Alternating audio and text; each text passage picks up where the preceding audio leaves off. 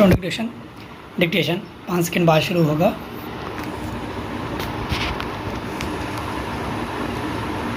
Ready start.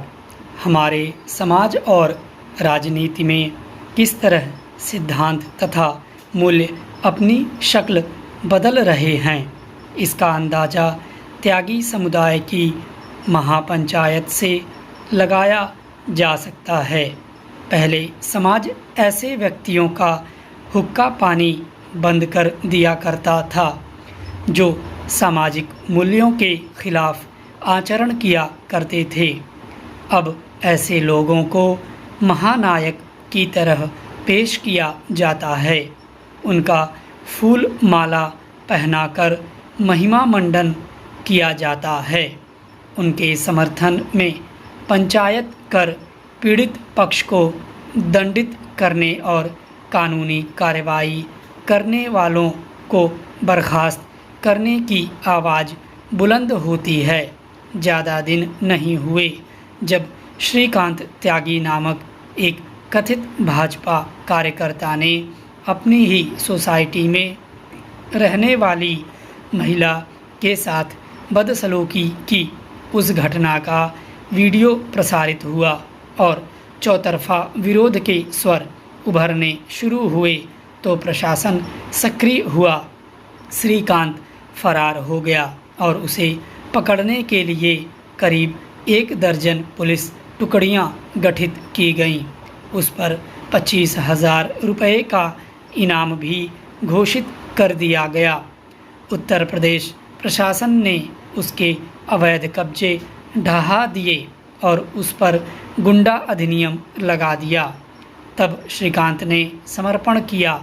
उसके बाद श्रीकांत के कुछ गुंडा किस्म के समर्थक उस सोसाइटी में पहुंच गए जहां महिला के साथ बदसलूकी की गई थी।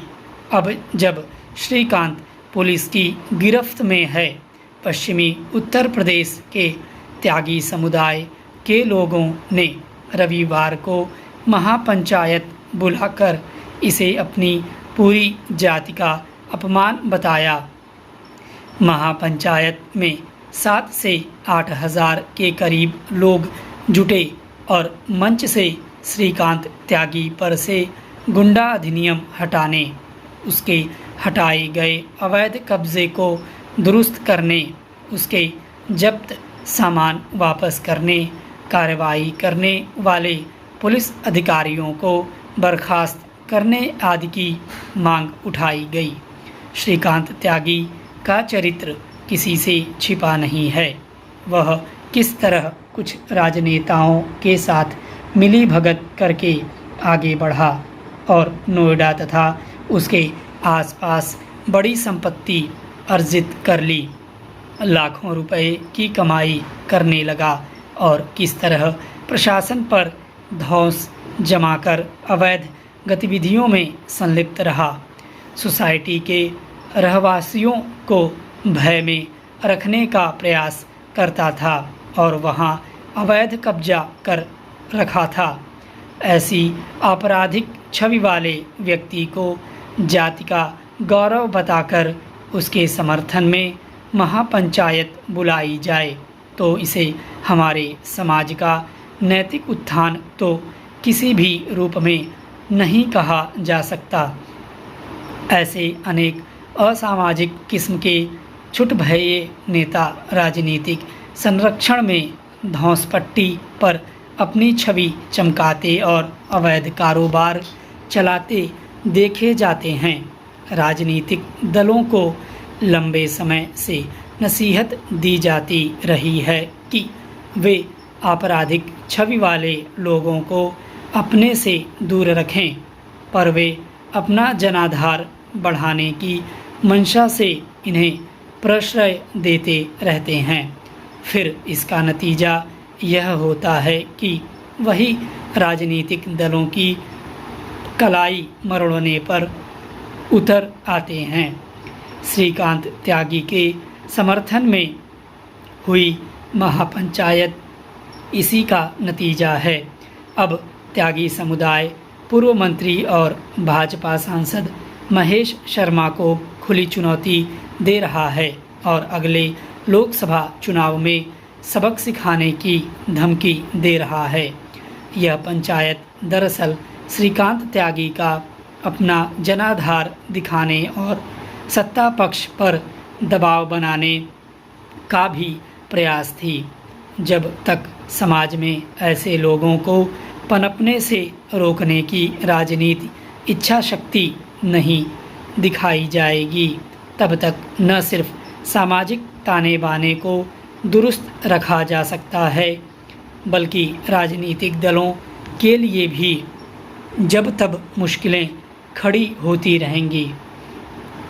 रूस और यूक्रेन के बीच लंबा खिंचता युद्ध तो चिंता पैदा कर ही रहा है। उससे भी बड़ा खतरा अब यह लग रहा है कि कहीं ये देश आतंकी गतिविधियों का भी केंद्र न बन जाएं। मॉस्को में हाल में हुई 2 घटनाएं चौंकाने वाली रहीं।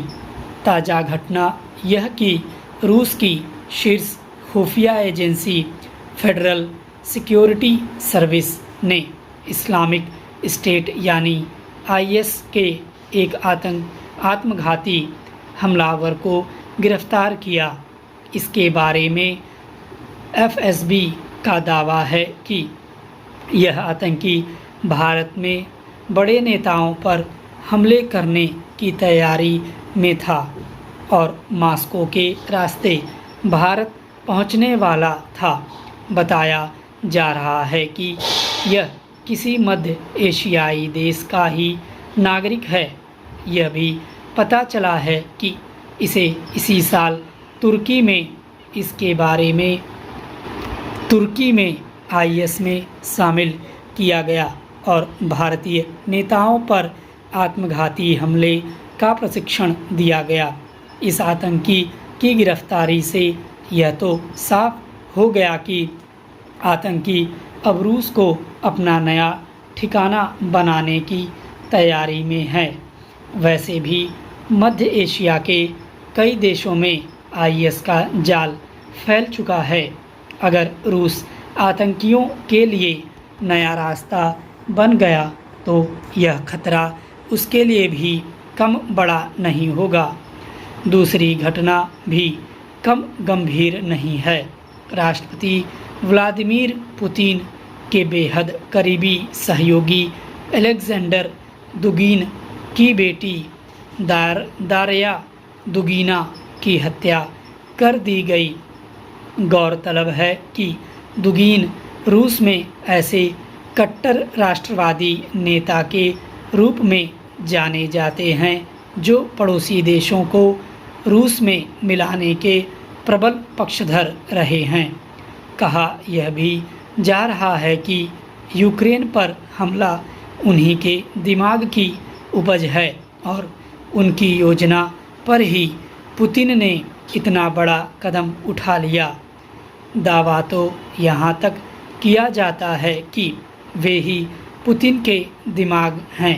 अगर वाकई यह सब है जैसा कि कहा और दावा किया जा रहा है तो निश्चित ही वे हत्यारों के निशाने पर रहे होंगे। इसके अलावा दुगीना भी अमेरिका की कट्टर विरोधी थीं और यूक्रेन के मुद्दे पर अमेरिका व पश्चिमी देशों का कड़ा विरोध कर रही थीं। मामले ने तब और गंभीर मोड़ ले लिया जब दुगीना की हत्या के कुछ ही घंटों बाद यूक्रेन के एक बड़े खुफिया अधिकारी की हत्या कर दी गई।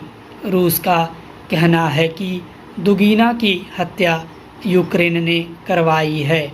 आरोप तो ये भी हैं कि इसमें अमेरिका का हाथ है, लेकिन जो भी हो यह तो अब साफ हो चला है कि रूस यूक्रेन जंग की दिशा बदलती जा रही है और एक दूसरे को सबक सिखाने के दूसरे तरीके भी आजमाए जा रहे हैं।